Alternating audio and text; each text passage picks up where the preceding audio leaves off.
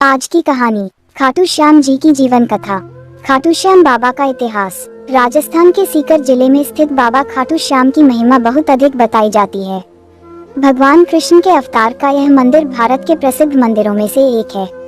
धार्मिक ग्रंथों के अनुसार माना जाता है कि खाटू श्याम जी भगवान कृष्ण के कलयुग अवतार ही है। खाटू श्याम जी मंदिर में दूर दूर से श्रद्धालु दर्शन को आते हैं और बाबा से मनवांछित फल की कामना करते हैं। जितने अद्वितीय बाबा खाटू श्याम जी है, उतनी ही रोचक उनके जीवन की कथा है। बताया जाता है कि इस मंदिर का इतिहास महाभारत के युद्ध से संबंधित है। ऐसे में आज हम आपको इस ब्लॉग के माध्यम से बाबा खाटू श्याम जी की जीवन कथा और उनके मंदिर से जुड़े इतिहास के बारे में बताने जा रहे हैं। कौन है खाटू श्याम बाबा? बाबा खाटू श्याम घटोत्कच के पुत्र और पांडवों में महाबली भीम के पौत्र थे, जिनका नाम बर्बरिक था। धार्मिक कथा के अनुसार माना जाता है कि भगवान श्री कृष्ण ने बर्बरिक की शक्तियों और गुणों से प्रभावित होकर उन्हें यह वरदान दिया कि वह कलयुग में उनके नाम से पूजे जाएंगे। खाटू श्याम जी की जीवन कथा। महाभारत के समय कौरवों ने पांडवों के साथ अनेक छल किए। लाक्षागृह की घटना के बाद पांडव अपनी माता के साथ वन में रहने लगे और कुछ समय में भीम ने माता कुंती की आज्ञा से हिडिंबा नामक राक्षसी से विवाह कर लिया। शादी के बाद हिडिंबा ने पुत्र को जन्म दिया, जिसे घटोत्कच के नाम जाना जाने लगा।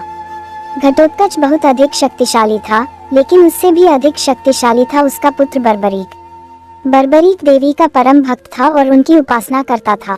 बर्बरीक की साधना से प्रसन्न होकर देवी ने उसे वरदान दिया।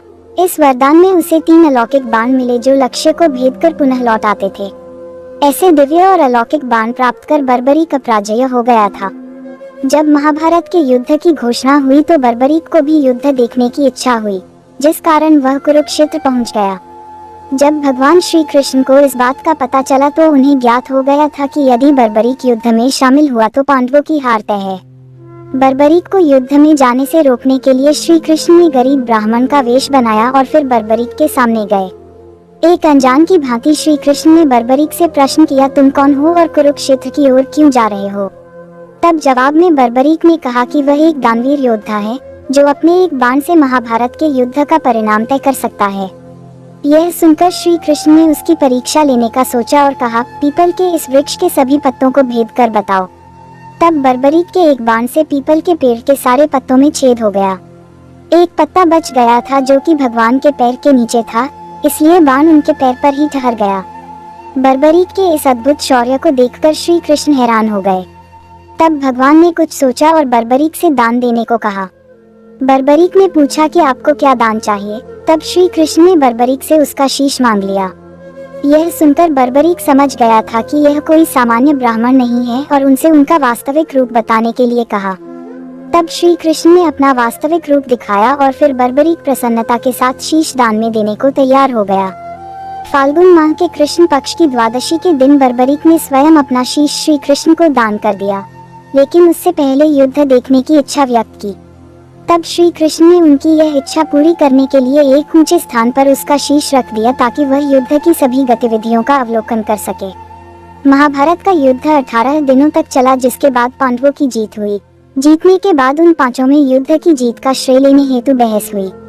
तब भगवान उन सभी को बर्बरीक के पास निर्णय के लिए ले गए। चूंकि बर्बरीक ने युद्ध के सभी पहलुओं को देखा था, तो वह इस विषय पर सही निर्णय लेने में सक्षम था।